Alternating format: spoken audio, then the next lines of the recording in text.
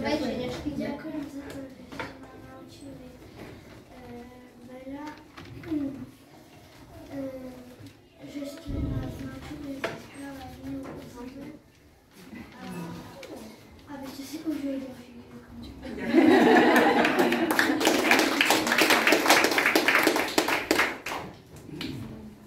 A ešte niečo od nás, čo sme nám vyrobili.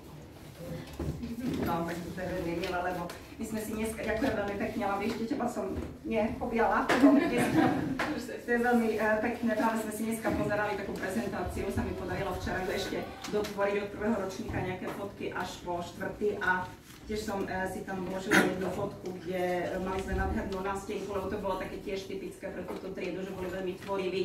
Veľmi pekne vedeli, ako previesť mnohé veci, takéto vytvárne umelecké, ale nielen v umeleckej oblasti, ale aj či v športovej, či v vedomostnej, alebo akejkoľvek oblasti som tu mala veľa detí, na ktorých som sa vždy mohla obrátiť a vedeli našu triedu reprezentovať.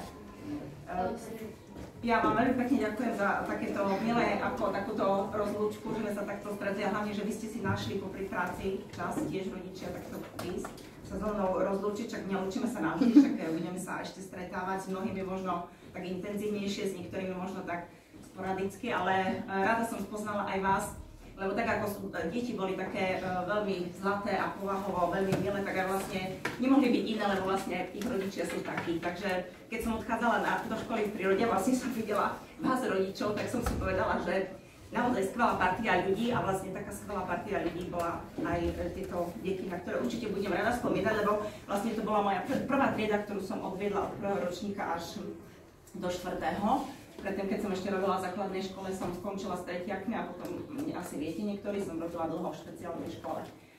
A tam to bolo také iné a veľmi som túžila ešte potom, aby som mohla mať také šikovné deti, kde to bude tie vedomosti nabiehať, kde sa s nimi bude tak na inej úrovni dať pracovať a táto trieda to ako splnila. Takže ďakujem pekne.